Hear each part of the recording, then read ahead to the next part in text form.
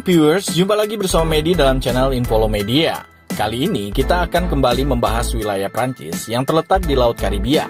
Namanya ialah Saint-Barthélemy atau bisa juga disebut Saint-Barth. Namun sebelum itu silakan tekan tombol subscribe dan jangan lupa nyalakan loncengnya ya, biar tidak ketinggalan informasi yang Medi sajikan di channel ini. Mari kita lanjut. Saint-Barthélemy atau Saint-Barth berada di jajaran Kepulauan Leeward di Karibia, yang memiliki luas wilayah sebesar 21 km persegi. Terletak di sebelah timur Puerto Rico, pulau ini berdekatan dengan Pulau Saint Martin, Seba, dan Anguilla. Saint-Barthélemy memiliki jumlah populasi sebesar 7.116 jiwa pada tahun 2021. Kebanyakan dari mereka adalah keturunan pemukim pertama. Ada juga komunitas besar imigran Portugis, terutama dari Portugal Utara. Mayoritas populasi Saint-Barthélemy beragama Katolik, sedangkan bahasa resmi yang digunakan di Saint-Barthélemy adalah bahasa Prancis. Sebelum bangsa Eropa menaklukkan pulau ini, orang Taino dan Arawak lebih dahulu menghuni tempat ini, walaupun diyakini bahwa mereka tidak menetap secara permanen karena ketersediaan air dan kondisi tanah yang buruk.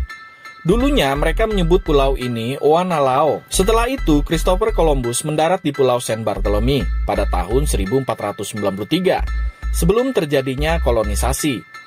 Menurut kabarnya, Christopher Columbus menamai pulau ini Bartholomew untuk adiknya Bartholomew Columbus pada tahun 1493. Bangsa Prancis menguasai Saint-Barthélemy dari tahun 1648. Pulau ini sempat dijajah oleh Swedia pada tahun 1785 hingga tahun 1878. Jadi, selama 93 tahun, Saint-Barthélemy pernah dikuasai oleh Swedia. Gustavia merupakan nama ibu kota di Saint-Barthélemy yang diambil dari nama Raja Gustav III dan hingga kini menjadi kenangan dari masa kekuasaan Swedia. Sebelumnya, pulau ini secara administratif berstatus daerah seberang laut Guadeloupe, Prancis. Dari hasil pemungutan suara yang diikuti penduduk Saint-Barthélemy, memutuskan berpisah dari Guadeloupe dan menjadi komunitas seberang laut Prancis yang ditetapkan pada awal tahun 2007. Pada tanggal 19 Maret tahun 1946, penduduk Pulau Saint-Barthélemy secara resmi menjadi warga negara Prancis yang memiliki hak penuh. Di pulau ini hanya ada sedikit prospek ekonomi, sehingga dulunya banyak kaum pria yang mencari nafkah di Saint Thomas untuk menghidupi keluarga mereka. Kebangkitan pariwisata baru terasa pada era tahun 1960, ketika hotel-hotel dibangun dan mulai berkembang di tahun 1970, terutama setelah dibangunnya landasan pacu yang dapat menampung pesawat berukuran sedang. Kemudian, Pulau Saint-Barthélemy pun menjadi tujuan wisata yang berkelas, karena menjadi tujuan wisata bagi para selebriti dunia.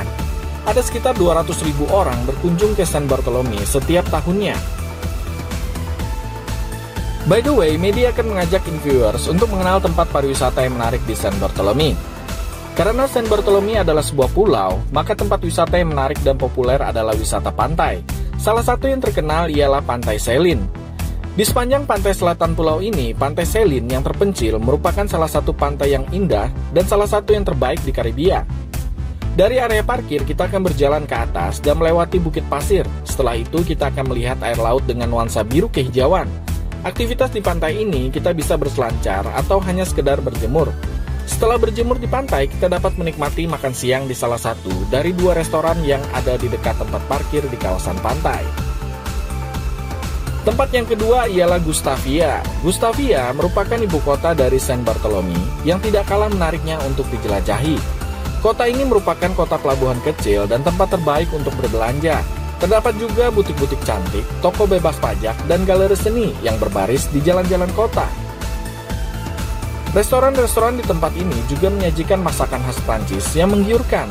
Untuk pemandangan yang indah, kita dapat mengunjungi reruntuhan Fort Gustave, yakni sebuah benteng yang terpenting selama periode kekuasaan Swedia, atau mengunjungi sebuah museum Wall House atau museum kota Saint-Barthélemy untuk mengenal sejarah pulau. Viewers juga dapat berjalan-jalan mengunjungi bangunan tua yang terdapat di kota Gustavia. Tempat yang ketiga ialah Saint-Jean. Ini adalah sebuah desa kecil yang menjadi kawasan wisata paling populer di luar Gustavia. Dengan terdapatnya restoran, pusat perbelanjaan, dan juga butik, villa mewah juga dibangun di kawasan ini yang terdapat di lereng bukit. Satu-satunya bandara di Saint-Barthélemy terletak di dekatnya. hanya pesawat kecil yang ditampung di sini dan hanya pada siang hari. Sebagian besar penerbangan yang melayani pulau ini berasal dari Saint Martin. Tempat yang keempat ialah Lorient. Ini juga merupakan sebuah desa di pesisir utara pulau. Lokasinya tidak jauh kok dari Saint-Jean.